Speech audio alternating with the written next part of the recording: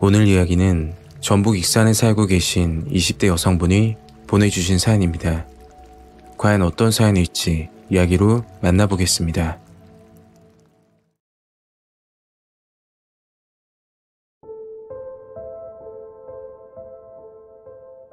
때는 3년 전에 있었던 무서운 일입니다. 그날 일은 제 기억에서 평생 잊지 못할 것 같습니다.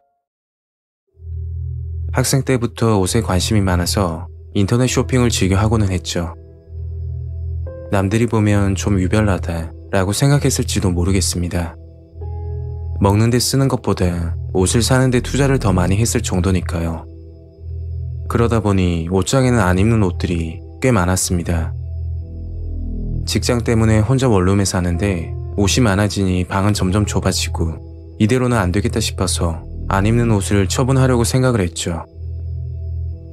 일단 한번 입었거나 아니면 구입하고 입지 않은 옷들로 정리를 했고 대략 30벌 정도 나왔던 걸로 기억하고 있습니다. 그 당시 친구들에게 들었는데 중고 거래는 당근 어플이 편하다고 해서 곧장 설치를 했고 휴대폰으로 판매한 옷 사진을 찍어서 당근 어플에 올렸습니다. 당근 어플 특징이 제가 거주하는 위치와 거리가 가까운 사람들과 거래할 수 있었고 그리고 상대방이 제 물건에 관심이 있으면 곧장 채팅으로 연결되어서 카톡처럼 거래가 가능한 부분이 있었죠. 그렇게 한 달 정도가 지났을 때 두 번 다시 생각하기도 싫은 무서운 일이 생기게 되었습니다. 보통 중고 거래는 택배 또는 직거래로 거래를 많이 하는데 저 같은 경우는 정말 멀지 않은 경우만 제외하고 주로 직거래를 했었죠. 그날은 일요일이었고 친구를 만나고 집으로 들어가는 중이었습니다. 시간은 오후 3시쯤 됐던 걸로 기억합니다. 택시 안에서 휴대폰을 보고 있는데 당근 어플 알림이 오더군요. 제가 올린 옷 중에 유독 안 팔리는 초미니 원피스가 하나 있었는데 그 원피스를 사고 싶다고 채팅이 온 거였죠. 그런데 뭔가 이상했습니다. 다른 분과 거래를 여러 번 했지만 그분은 좀 달랐죠. 원피스 착용핏을 보고 나서 구매를 하겠다는 겁니다. 물론 인터넷 쇼핑을 하다 보면 모델들이 입은 핏을 보고 사는 경우도 있으니까 그러려니 했습니다. 그래서 지금 차 안이다. 집에 가서 사진을 보여주겠다고 답장을 했죠. 그때 생각은 얼른 판매하고 싶다는 생각밖에 들지 않았습니다. 원피스를 15,000원에 올려놨는데 한 달 내내 팔리지 않았으니까요. 집에 도착하자마자 원피스를 입고 사진을 찍었습니다. 그리고 그분에게 사진을 보냈죠. 그랬더니 갑자기 키와 몸무게를 물어보더군요. 당황스럽긴 했지만 친절하게 답변을 해드렸는데 계속 이상한 질문을 하는 겁니다. 몸매를 보니 어린 것 같은데 나이가 어떻게 되는지, 사진 찍은 곳은 원룸인지 아파트인지 옷과 관련 없는 질문들을 하더군요. 옷 하나 팔려고 30분 이상 대화를 하니까 슬슬 짜증이 나기 시작했죠. 사실 거예요? 안 사실 거예요? 물어보니까 당장 사겠다고 말하더군요. 그분은 무조건 직거래를 하셔야 한다고 말하셨고 저녁 9시 다이소 앞에서 만나기로 약속을 잡고 대화를 끝냈습니다. 그리고 잠시 후 약속 시간에 맞춰 다이소 앞에 도착했습니다. 그런데 아무도 없는 겁니다. 저는 당근 어플 메시지로 도착했다고 어디냐고 연락했더니 차가 막힌다며 조금만 기다려달라고 하더군요. 10분 정도 지났을 때 검은색 승용차가 제 앞에 멈추더니 창문을 여는 겁니다.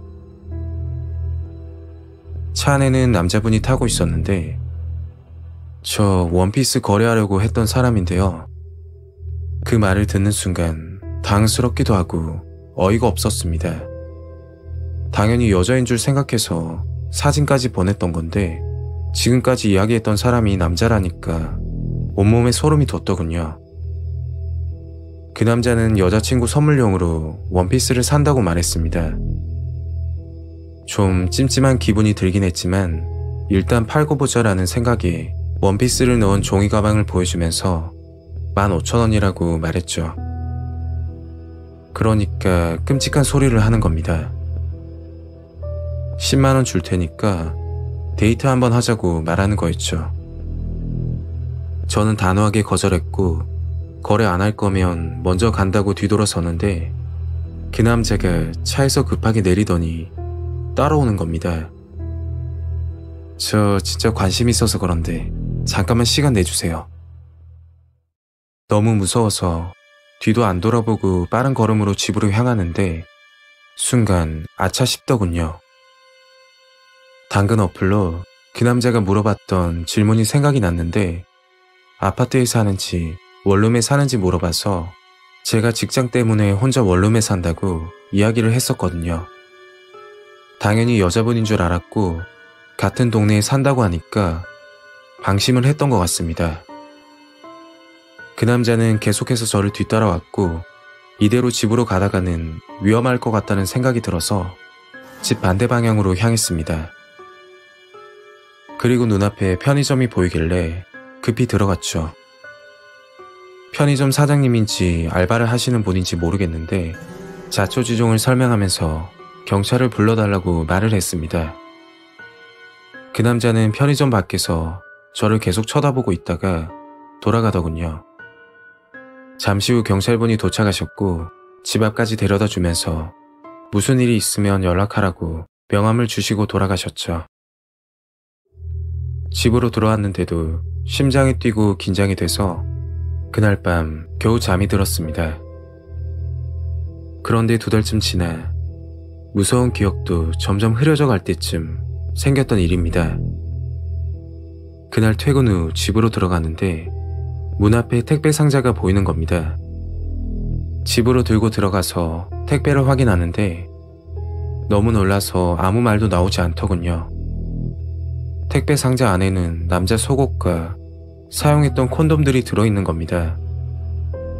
그리고 종이에 글이 하나 적혀 있었는데 항상 지켜보고 있다 이렇게 쓰여 있는 거였죠. 무서워서 곧장 신고를 했고 일주일쯤 지나 원룸 주변 CCTV로 인해서 그 남자는 검거되었는데 2달 가까이 저를 지켜보고 있었다고 했고 심지어 직장까지 알고 있었다고 합니다. 2달 전 편의점에서 경찰분이 데려다 주셨는데 편의점 뒤편에 숨어 있다가 몰래 뒤따라와서 집을 알아냈던 거였죠. 그 남자는 당근 어플로 짧은 치마나 원피스를 구매하고 싶다고 접근한 뒤 그 옷을 입고 사진을 보내달라고 한다고 합니다. 그리고 의심 없이 사진을 보내면 혼자 지내는지 가족과 사는지 물어보고 직거래를 유도한다고 했죠. 가족과 산다고 이야기하면 더 이상 채팅을 하지 않는다고 하더군요. 저와 비슷한 피해를 보신 분이 또 있다고 들었는데 그 남자 패턴은 직접적으로 성추행을 하는 게 아닌 몰래 따라다니면서 감시하고 지켜보면서 흥분을 한다고 하더군요. 저희 집에 왔던 택배도 그 남자가 가져다 놓은 것이었죠. 그 남자는 정신과 치료를 받고 있다고 하던데 재발 우려가 보인다고 판단되어 접근 금지 명령이 내려졌습니다. 이를 위반할 경우 형사처벌이 가능하다고 말씀하시더군요. 다행히 그날 이후로 그 남자의 소식은 들을 수 없습니다. 하지만 그때 그 기억 때문인지 밤늦게 집에 귀가할 때면 누군가 지켜보고 있는 착각이 들어서 너무 무섭습니다. 제 이야기는 여기까지입니다. 구독과 좋아요 부탁드리겠습니다. 감사합니다.